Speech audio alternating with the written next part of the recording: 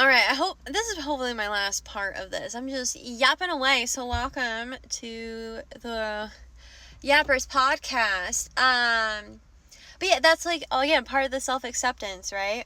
I'm a yapper, I have a voice. People always made me feel bad for how much I talked, and I get it. There needs to be limits sometimes because I can trap people by just giving them a fucking ear beating. But it's all because Rebecca, the astrologer, this is something she said, is that I'm just, and it kind of makes sense I took it metaphorically. Don't know the literal psychic aspect of it, but she had commented, she goes, you're like just like an open channel. You just talk and you're in a constant state of channeling, which is, I guess, generator energy for human design. And then burnout, being an adversarial thing, which I have to overcome. That's why rest cycles are important. I get being ruled by the moon. I'm a Cancer rising, so there's like, again, layers to the aspects of it all.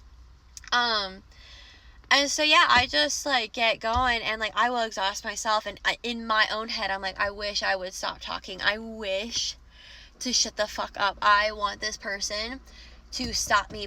But then like, it just like, it's a good experience, but man, it's a lot. It's a lot for other people. It's a lot for me.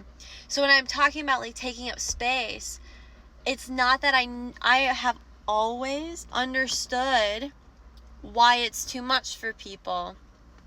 And that's where the alienation in my life came from, is because like I had the self-awareness to be like, it's a lot for me to be this way. But I can't change me. This is how I was made. Why would I hate who I am if I was born this way? Like, there has to be a reason for it. I just need to find a healthy channel, a healthy avenue to do it. And I didn't have a lot of people who were able to teach me that.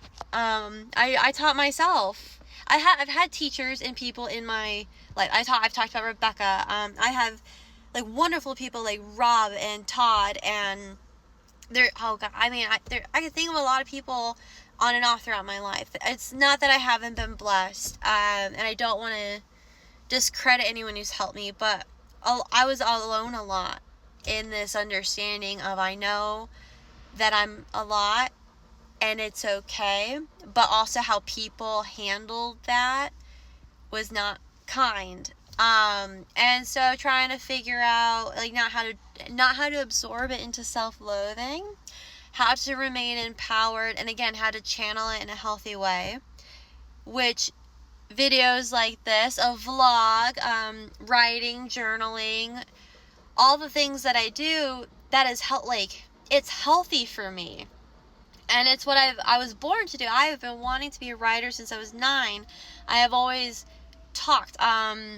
I mean, there's so many stories when I was like 5 and I wanted to be a missionary, and that's like a story for another day, of layers of like my Christian upbringing and what that represents now. But what do missionaries do? Metaphorically, they send a message. So not that I want to spread the word of God in this Christian context, but there's definitely a Mercury, a Thoth, however you choose to pronounce it. There is something there that has followed me my whole life in this reflection, that I'll reach this point of my Saturn return where it's like, are you gonna fucking do it or not?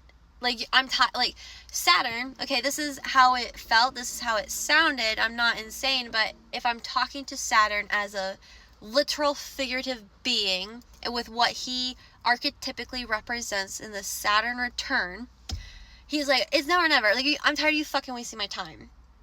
You're wasting your life. You're 27. Well, I started to feel this way like 25. Like, Saturn in Aquarius really fucked me up because of all my Aquarius placements. Saturn just fucks me up my whole life. Okay, so it doesn't matter. But anyway, it was just like, I'm tired of you wasting my time.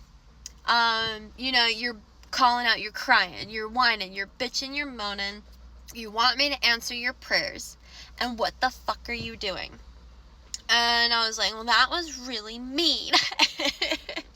And I cried a lot because it was so true. Like, what am I doing? I'm not living a life for myself. I'm living for other people. I'm people pleasing because of all the times that when I was myself, I got emotionally abused, like physically abused, all of the abuse. Like, you experience all this abuse, you experience all this trauma, you're beaten into submission, you're forged, you're whipped into shape in this way.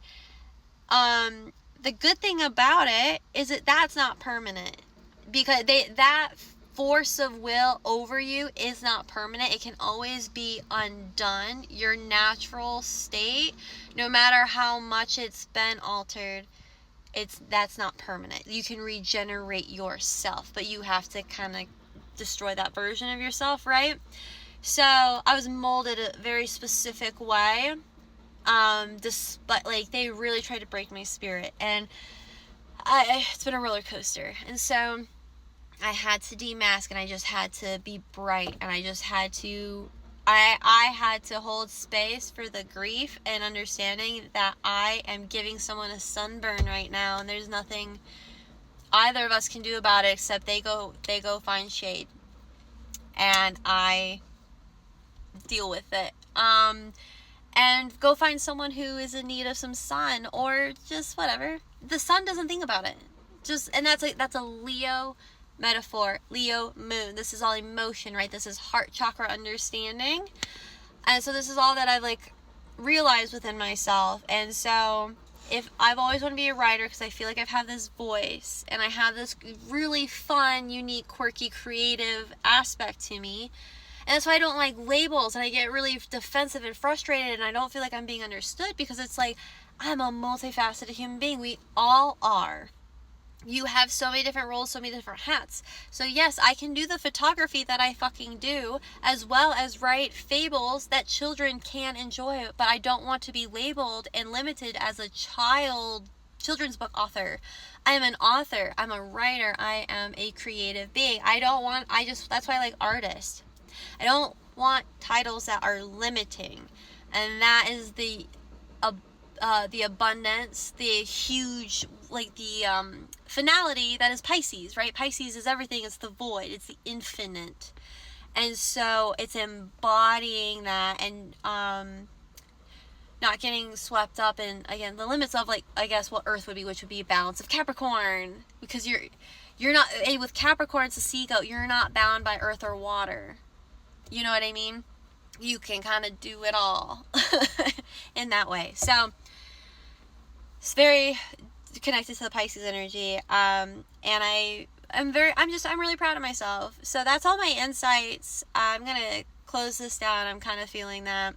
That was another thing I've learned, is I've learned to feel within myself when it's like, you can stop there for now. We can conclude this later. Let people comment. Let people ask questions.